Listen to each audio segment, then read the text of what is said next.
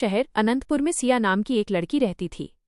बचपन से ही वो बहुत समझदार और दयालु थी। जब भी मोहल्ले में कोई बीमार होता, सिया तुरंत उसके पास पहुंच जाती, पानी देती, दवा लाकर देती और उसका हालचाल पूछती।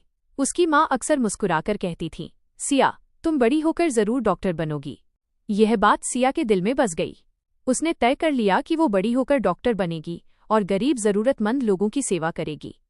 स्कूल में सिया पढ़ाई में बहुत तेज थी। जब भी टीचर पूछते कि बड़े होकर क्या बनना है, तो बच्चे अलग अलग जवाब देते। कोई पुलिस बनना चाहता, कोई पायलट, लेकिन सिया हमेशा आत्मविश्वास से कहती, मैं डॉक्टर बनकर लोगों की मदद करना चाहती हूँ। उसके दोस्त कभी कभी मजाक भी करते, डॉक्टर बनना इतना आसान नहीं है, बहुत मेहनत करनी पड़ती है। सिया मुस्कुराकर जवाब देती, मेहनत से डरने वाले सपने पूरे नहीं कर पाते। संघर्ष की शुरुआत। समय बीतता गया। सिया ने 12वीं की परीक्षा बहुत अच्छे अंकों से पास की और मेडिकल कॉलेज की तैयारी शुरू कर दी। तैयारी आसान नहीं थी। कई बार उसे देर रात तक पढ़ना पड़ता, दोस्तों की पार्टियों और छुट्टियों से दूर रहना पड़ता। कभी कभी थककर वो सोचती, क्या मैं सच में डॉक्टर बन पाऊंगी?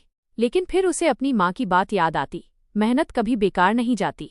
वो फिर से पूरे जोश के साथ पढ़ाई में लग जाती। सपना सच हुआ। आखिरकार वो दिन आया जब मेडिकल एंट्रेंस का रिजल्ट घोषित हुआ। सिया का चयन हो गया था। घर में खुशी का माहौल था। उसके पिता की आंखों में गर्व के आंसू थे और माँ भगवान को धन्यवाद दे रही थीं। कॉलेज के साल भी आसान नहीं थे। पढ़ाई कठिन थी। इंटर्नशिप के दौरान दिन रात अस्पताल में काम करना पड़ता था, लेकिन सिया ने कभी हार नहीं मानी। उसे पता था कि उसका लक्ष्य सिर्फ डॉक्टर बनना नहीं, बल्कि लोगों की सेवा करना है।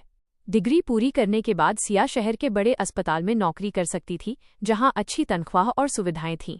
लेकिन उसने एक अलग रास्ता चुना। उसने अपने ही छोटे शहर अनंतपुर में एक छोटा सा क्लिनिक खोला, जहां गरीब लोगों का इलाज बहुत कम फीस में किया जाता था और कई बार तो वो बिल्कुल मुफ्त इलाज भी कर देती।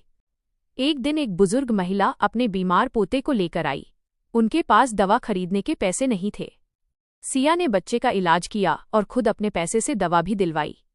बुजुर्ग महिला ने भावुक होकर कहा, बेटी, भगवान तुम्हें हमेशा खुश रखे, तुम हमारे लिए फरिश्ता हो। यह सुनकर सिया के चेहरे पर संतोष की मुस्कान आ गई। उसे लगा कि उसका डॉक्टर बनने का सपना अब सच में पूरा हो रहा है। कुछ समय बाद शहर में एक बीमारी फैलने लगी। अस्पतालों में मरीजों की भीड़ बढ़ गई। कई डॉक्टर डर के कारण छुट्टी पर चले गए, लेकिन सिया दिन रात अस्पताल में डटी रही। उसकी माँ ने चिंता से कहा, बेटा, थोड़ा आराम भी कर लो। सिया ने प्यार से जवाब दिया, माँ, अगर मैं भी पीछे हट जाऊंगी तो इन मरीजों की देखभाल कौन करेगा? लगातार कई दिनों तक बिना थके काम करते हुए उसने सैकड़ों मरीजों का इलाज किया।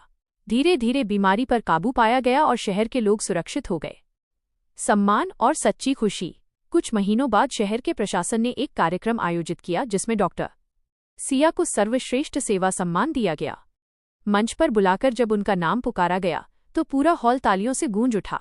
सम्मान लेते समय सिया ने कहा, मैंने सिर्फ अपना कर्तव्य निभाया है। असली खुशी तब मिलती है जब किसी के चेहरे पर मुस्कान लौटती है। उस दिन उसके माता पिता की खुशी का ठिकाना नहीं था। उन्हें महसूस हुआ कि उनकी बेटी ने सिर्फ डॉक्टर बनकर ही नहीं, बल्कि इंसानियत की मिसाल बनकर भी उनका नाम रोशन किया है। कहानी की सीख।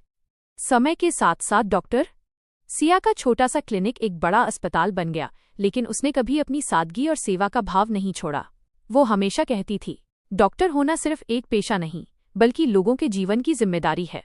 इस कहानी से हमें ये सीख मिलती है कि सच्ची सफलता सिर्फ बड़े पद या पैसे से नहीं मिलती, बल्कि दूसरों की मदद करने और अपने सपनों के लिए लगातार मेहनत करने से मिलती है। अगर लक्ष्य साफ हो और इरादे मजबूत हों, तो हर कठिन रास्ता आसान हो जाता है।